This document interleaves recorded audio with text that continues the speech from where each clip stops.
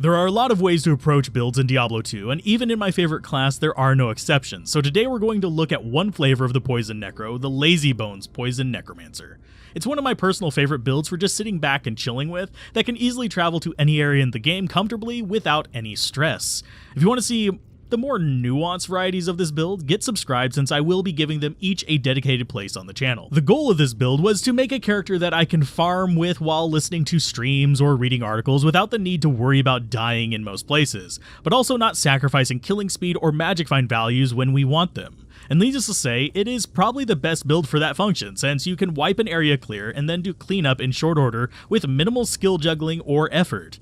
This is why this build is hands down my most used farming character by far. That combined with the ease of raising or lowering magic find values without impacting the build's functionality at all. Now, as far as how it's set up, it's fairly simple. Stat-wise, we get enough strength for our gear and dump everything else into vitality, since we don't need dexterity usually, since we're almost never going to get hit by a blockable attack, nor do we need energy for the most part, since we rarely, if ever, bother to spam abilities outside of sometimes Corpse Explosion. This is because, as was our goal, we want to play in a relaxed fashion, going through dumping Poison Novas while our skeletons brawl, and we snack on a bowl of chili while listening to Critical Role, all without losing speed or taking unnecessary damage. Skill-wise, there's a wide variety of Poison Necromancer builds out there, some more niche like the Daggermancer, others more popular like the skill-juggling Corpse Explosion variant of the Poison Nova Necromancer.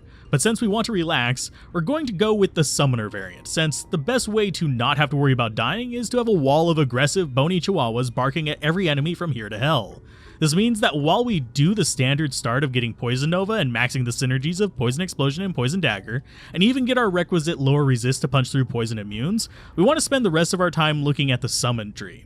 There are a few options in this tree though. The one I usually go for is the more skeleton-oriented one with max Rise Skeleton, 1 point in Summon Resist, and the remainder in Skeleton Mastery, to give us a solid and fairly sustainable skeleton army. Some alternatives include spreading the points out a bit more and even getting revives, which does give you more bodies. Though usually I only go this far if I plan on bothering with Ubers, which this build can be fairly reliable at doing if it gets revives. Though once you have all of your torches, it's a little less incentivized. As far as the Mercenary, there's a number of options, but the most popular is the Might Mercenary packing whatever loadout you desire. For the case of this test run, I went a little more budget to demonstrate that you don't need insane gear with the right build on the Necromancer. So we went with Obedience, Guardian Angel, and Vampire's Gaze.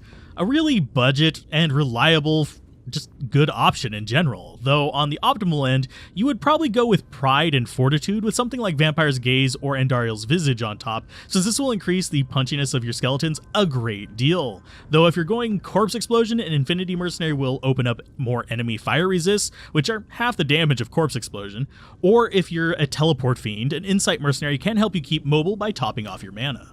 As far as our gear, there is plenty of flexibility here as well, but in the end, the most influential piece of gear is our armor. If you're hunting item bases, you go Bramble Armor and minimize your magic find while maximizing your damage output.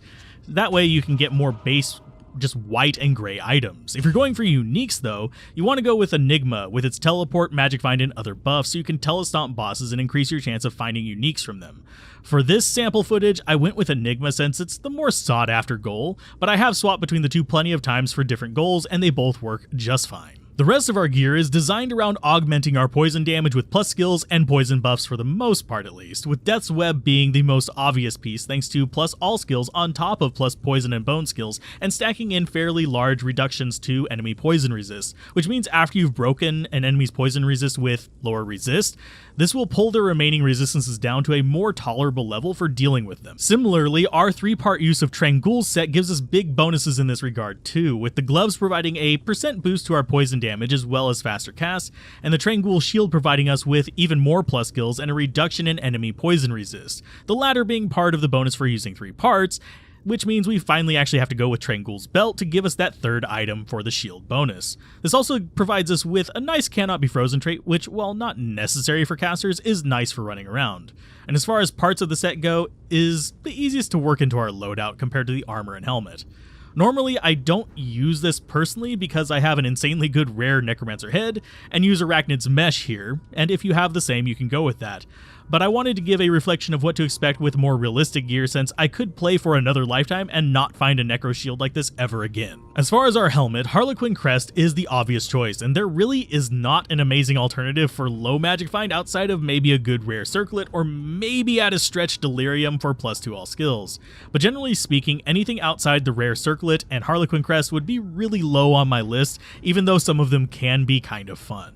Lastly, it's just rounding out the rest of our gear with 2 Stones of Jordan, a plus skills caster amulet to keep our teleport speed up, and then whatever boots you're happiest with. Since I was doing a bit of magic find with this one, and it's the most likely use for it, for at least most people, I went with War Travelers, though rare resist boosts can be an excellent alternative if you want to keep your magic find to a minimum. Overall, there's a reason why I frequently say that the Necromancer is the best farming class for me. He's relaxing, can go anywhere, and can complete most areas with relative ease, whether you're spamming short runs or doing full clears of various key target areas. There's almost no areas he cannot beat with relative ease outside of Maggot Lair, and for that you just use a teleport staff for that and then just get away from them, because, well, it's worm heavy down there.